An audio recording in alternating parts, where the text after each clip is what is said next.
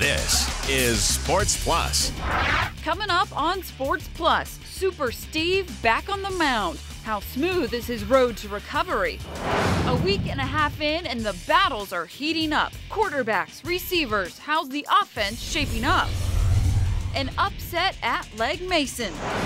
An Aussie prevails, Tiger falters, and Steve Williams takes a jab at his former boss. I'd be lying if I said I wasn't a little nervous. Oh, Nelly, it's getting hot in here. Sports Plus next. It's getting hot in her. This is a plus size plus tonight. Woo! QB battles at the park. Tigers in this show too, but it all pales in comparison to the almighty righty Strasburg. Guess who's back? It's his first minor league start since getting Tommy John surgery last September, and even though it was a quick outing, he surely didn't disappoint. Strasburg showed he's been working hard at getting back to that high level of play that he's known for. He pitched just 1 2/3 innings for the Hagerstown Suns, but we saw accuracy, we saw speed. His pitches topped out at 98 miles an hour at one point. It's a performance he's happy with. I was super excited to get back out there. I mean, it's been close to a year where I've pitched and, pitched against another team. I went out there, wanted to go out there and throw a lot of fastballs. Just go out there and just have some fun. And if you were lucky enough to be at Nats Park last June when Strasburg made his debut, you know the hysteria he caused. Now, this wasn't Nats Park, this was Hagerstown, 38,000 less fans, but believe me when I tell you, Stras mania, Stras fever, Stras madness took hold of Western Maryland today. This was big. Strasburg, baby. Rockstar pitcher rolls through small town, and nobody was missing it. He has been waiting for his return for a long time. I am psyched. Camera lenses operated on super speed. Even the national media wanted a glimpse of 3-7. It's no ordinary day. Check out these fans. They've been lining the fences for almost 2 hours, just hoping to get a glimpse of Strasburg right out there. It's about time. I'm really surprised that he's back this soon. 11 months removed from Tommy John surgery. Yep, he was nervous. As far as, the jitters, the adrenaline, whatever you want to call it, it was definitely kicking in. He handled himself well. 4 strikeouts, got touched up for a home run, but in 31 pitches, he dared Nats backers to start dreaming again. He's coming all the way back. He is a phenom. He is the hope of the franchise. I think I'm right where I want to be physically. It's a goal I made for myself from the, coming right out of surgery, is that I wanted to come back and, get the experience pitching in, September. That long-term goal is just what the Curly W Nation wanted to hear. But what about the short term? I know that I'm pitching in 5 days. I really don't know where yet. But, wherever it is, I'm, looking forward to it. So are they, Steven. So are they. Yeah, they were certainly jacked up out there. So how did we get here? Well, Super Steve injured the elbow against the Phillies August 21st last year after 4 1/3 innings and 6 strikeouts. 2 weeks later, undergoing the knife Tommy John surgery. 5 months later, his first throwing session.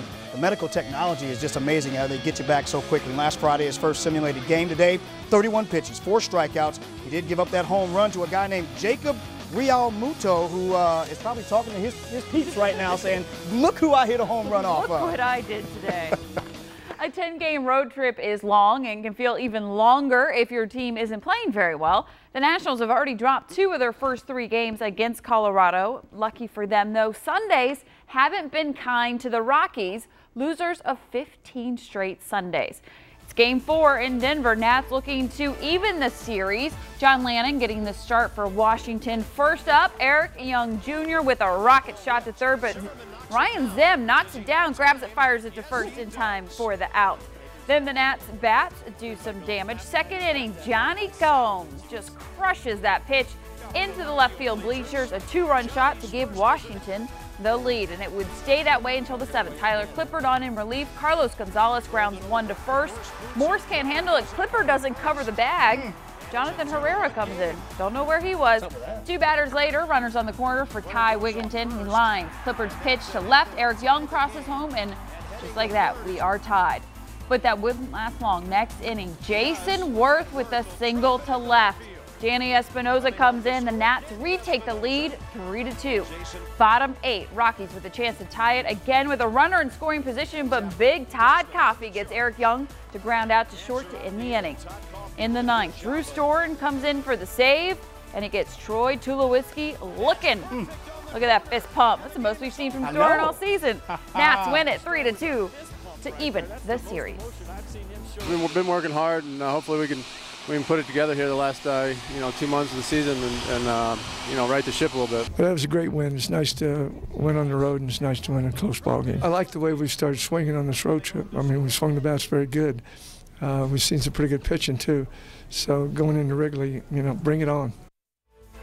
With the win, Nats moved 4 games under 500. In 6 innings, Lanning gave up 6 hits and struck out 4, but reliever Tyler Clippard picks up the win. Drew Storen with the save. Johnny Gomes gets his first home run as a National. Like Davey said, they open up a 3-game series against the Cubbies tomorrow night. Orioles trying to win their first series since the end of June. Hosting the Blue Jays top third. Jose Bautista lines one down the right field line. That plates 2. Jays up 2-zip. To the 5th, O's now down 5. Mark Reynolds finally gets them on the board with a solo shot to left. His 25th on the year. But the Jays say, whatever you can do, I'm going to do it as well. Top 6, Brett Lowry launches that pitch to right center. That's his first homer of his major career. Mark Reynolds would add another homer in the 7th, but it's just not enough as the Blue Jays beat the O's 7-2. All right, to some Skins talk. We are a week and a half into training camps. Things seem to be moving along well in Ashburn. There's no drama. There doesn't seem to be any disgruntled players that we've heard of. Just a lot of focus by this team. Yeah, exactly what the doctor ordered for a team. Coming off a 6-10 campaign, if you count the walkthroughs, they've had 15 practice sessions. Hard to believe. Off today, back at it tomorrow, and they don't have a lot of time to cram for the exam, as I like to say. Preseason game number 1. Coming up Friday. Is that right? Friday? Is it already Friday? Almost there. Oh! No OTAs, no mini camps, of course, because of the lockout. All teams trying to put it together quickly. Add to that, new free agents like Tim Hightower, Dante Stallworth have just begun to practice. Mike Shanahan, though, pleased with the progress his team has made thus far. It's always nice to get the first weekend, especially without OTAs. Players are starting to get in football shape. They have tired legs at this time, which is typical. I'm sure they'll enjoy their day of rest doing football-related drills, and they'll come back Monday ready to go. Mike Shanahan shocked a lot of people when he didn't draft a quarterback or even snag one in free agency. We knew Donovan McNabb would be out of here, and Shanahan has been saying all along that he sees something very special in John Beck. Well, you add in Rex Grossman, who already knows the system, and we have an all-out quarterback duel. Albeit not a very flashy one, but it's a duel. Beck got the first 5 days to himself. Grossman finally joined in on Thursday because of league rules for free agents. Now, this is Grossman's 2nd year with Washington, so he does have a better grasp of the playbook, but they say he needs to show more consistency. Beck, on the other hand, hasn't been a starter since '07, just trying to learn all he can. Just to be comfortable in your surroundings and be on the same team for the 2nd straight year and same offense for 3 years now. It was a lot more comfortable than it has been. I'm just trying to take it, day by day, and worry about the things I can worry about. The reps that I get, I just do the best that I can.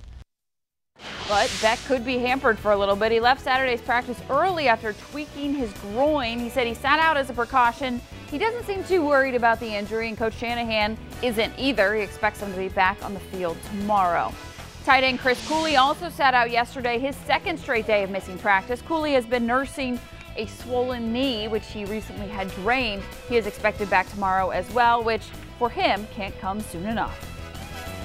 I've had to watch practice the last 2 days. It drives me absolutely bonkers. I can't stand not being a part of the team and not being a part of the practice, so I try to kind of help Fred and Logan and those guys as much as I can. Besides Beck and Cooley, the Redskins have a number of other key players out. Brandon Banks nursing a surgically repaired knee. First-round draft pick Ryan Kerrigan recovering from a hyperextended knee. LaRon Landry with a problem Achilles that's bothered him since last year. And Ryan Terrain out with a broken hand. On to the defensive side, a youth movement going on. Phillip Daniels, Andre Carter gone. Ryan Kerrigan, Jarvis Jenkins, Stephen Bowen. Welcome. Add those guys to the likes of Perry Riley and Brian Arakpo, and you've got some young stunners over there on the defensive side.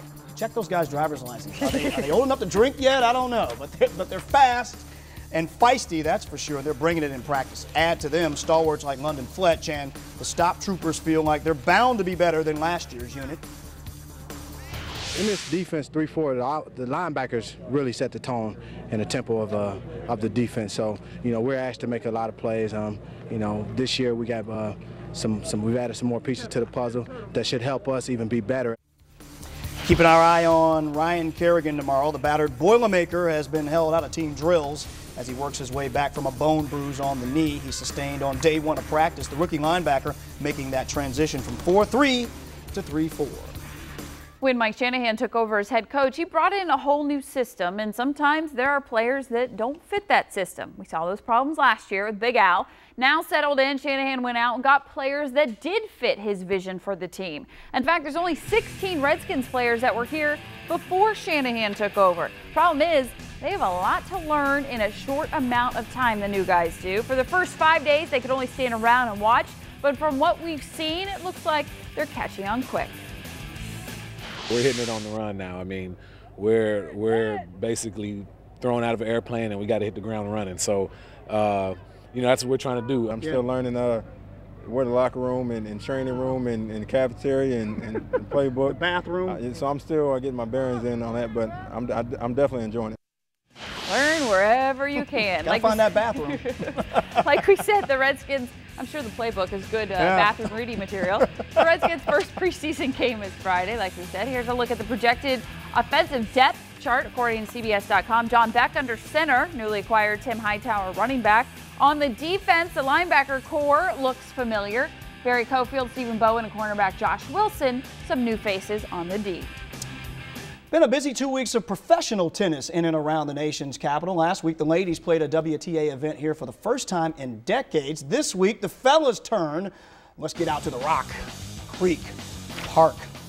Legg Mason, it must be love. Raining out there between Gael Monfils and Radek Stepanek. First set, Stepanek up a break, serving the ace to win. Second set, Stepanek and Monfils rally back and forth. Then Stepanek hits this forehand just down the line out the reach of Monfils. We go to match point, and it's Monfils hitting this one into the net. Stepanek upsetting Monfils 6-4, 6-4, winning his first 2011 ATP Tour title, the 5th of his career. All right, it says here in the teleprompter, read the graphic, so I'm going to read the graphic. It's a long, winding road to the U.S. Open. August 8th, ATP Rogers Cup in Montreal. That's a great city, by the way. Kristen, go there. August 14th, go to Cincinnati. It all ends August 29th, September 11th, U.S. Open. Still to come on the Plus, Leonard Hankerson's getting a crash course in Redskins offense. That's a whole lot coming at us in a couple of days. So, Steve Williams enjoys his first victory without Tiger. And driving 500 miles with a broken foot? Yikes. Stay tuned, the Plus returns right after this.